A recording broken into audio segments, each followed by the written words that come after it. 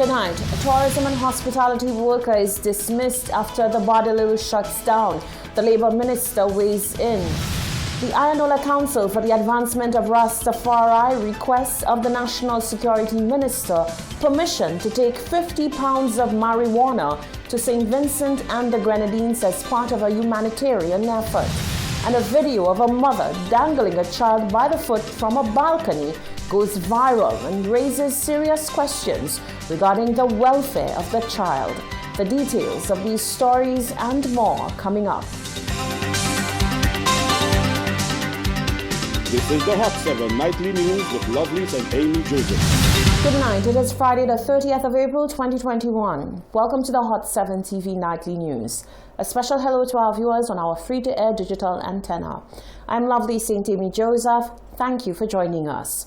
One young woman is crying foul after she says her employer showed no consideration for the fact that she could not attend work because of the shutdown of the Badalil. She says instead he insisted that if she was unable to come in, that she should vacate her position and stop wasting his time. The young lady says she's now seeking assistance from the Labour Department. Genevieve Gonzague reports. As a result of heavy rains over the past week, a landslide dissipated a portion of the Badalil. Commuters as well as residents of the East Coast traversing to and from Castries were advised by the Ministry of Infrastructure to make use of alternate routes. One young woman says due to medical reasons and the fact that she may have had to travel through the West Coast or walk across the roads that officials are actively trying to fix, she went to her employer to explain. The response was jarring. So I told my boss that the roads are still closed until my asthma was acting up and my breathing wasn't 100%, so I wouldn't be able to come to work. So he didn't even bother to ask me about my health. All he said was, can you walk past the lunch side, then catch a bus lower down? He would want me to walk from Richford police station because I was told the bus would stop in Richford and the police would tell him to turn back. So he would want me to walk from Richford to catch a bus in Bedford. So I told him I wouldn't be able to do that because that's a long distance. How would he expect me to do that? So then he told me if I would prefer to opt out of the job, that's also an option, and he said I was wasting his time. He was even being sarcastic at the end when I told him if he would wish for me to resign and accept his position. He was being sarcastic, saying like I couldn't pass the lunch side to come to work, but I would pass the lunch side to come get the money because I told him just pay me for my day's work. Photos of the conversation have since gone viral on social media after James posted them on Facebook. James, who says she has only recently joined the employment market, is unaware as to why her employer reacted in such a hostile manner and will be seeking advice from the Labour Department. As an employer, I find I was very disrespectful, and he shouldn't be able to manage a business if that's the way to operate. Sometime today, someone gave me a contact number for someone at the Labour Department and she told me to reach out to her. James says following the conversation with her employer in the morning, she has had no other contact with the employer after he asked her to quote-unquote opt out of the job. Reporting for Hot 7 News, I am Genevieve Gonzague. Meanwhile, Labour Minister Stephenson King says the department is taking a zero-tolerance approach to employers who continue to exploit employees during times of natural disasters and phenomena, including the COVID-19 pandemic and Thursday's Badalil landslide. King's latest warning comes after an employer was exposed for allegedly terminating the employment of a staff member after she revealed that she was unable to report to work due to the shutdown of the Badalil. Rochelle Gonzalez has more. One day after an ex-employee of a local business took to social media to expose how she was terminated from her job as a result of her not being able to report to work following the Badalil landslide, the island's Labour Minister has issued a warning to employers across the land, stating that this unlawful behavior will not be tolerated.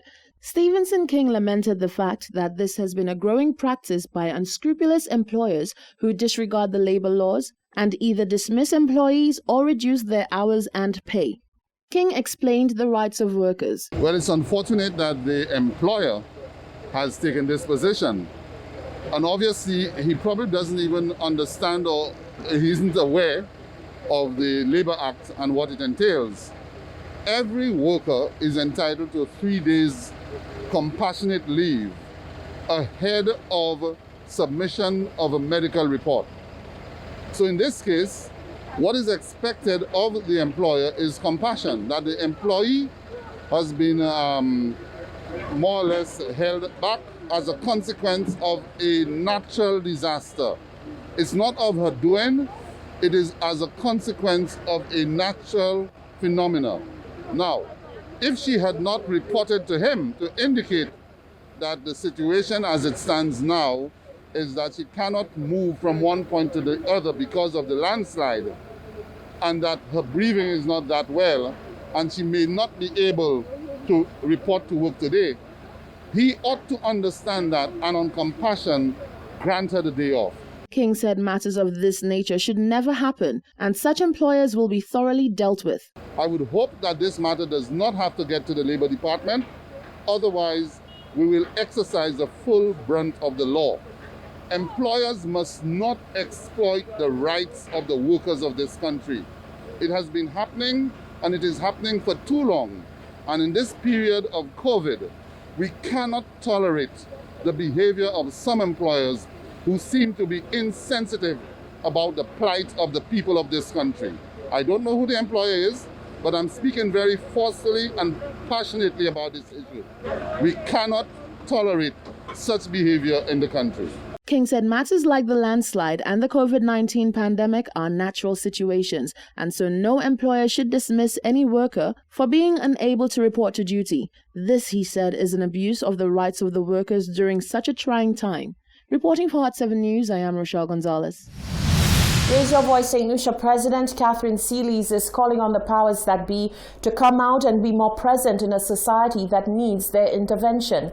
This follows a now viral video showing a woman dangling a baby over a balcony. Seelys says this is a clear case of child endangerment, yet she is perplexed as to why no one is speaking out on this act. An incensed Catherine Seelys has come out to not only condemn the woman filmed precariously dangling a baby over a balcony, but she is also calling on the respective authorities to use this opportunity to make their presence felt more in society. The now viral video was posted to social media on Thursday and was reportedly recorded by the desperate father of the infant as proof to authorities of the abusive acts being perpetrated by who is believed to be the child's very own mother. Based on the video, the mother held the child over the balcony by one leg as a threat to have her mobile phone returned. After the person recording reveals that he intends to show the video to police, the young woman pulls the child back up to safety and hurls expletives before the video ends. The Raise Your Voice president did just that as she called on authorities to take immediate action for the child's safety. I am watching this video of the woman hanging the child over the balcony, and this is clearly endangerment of children. This is the Department of Human Services job to go in and find out if there is abuse, if that child is being abused, if that child is being taken care of, and if the mother is abusive, so that they can recommend that the VPT department arrest this woman.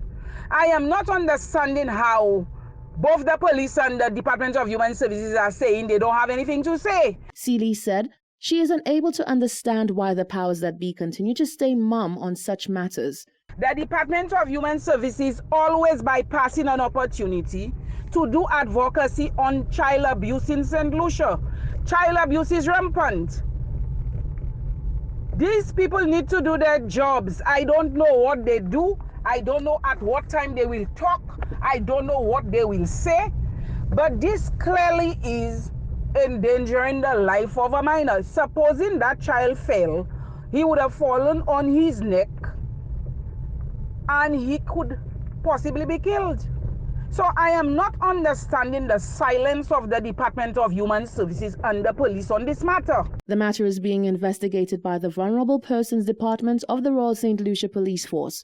Reporting for Hot 7 News, I am Rochelle Gonzalez.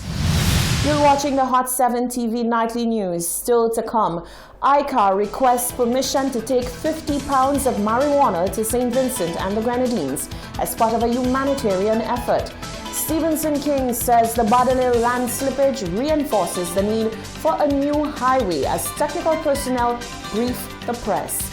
And curious locals are warned to stay away from the Badalil slide.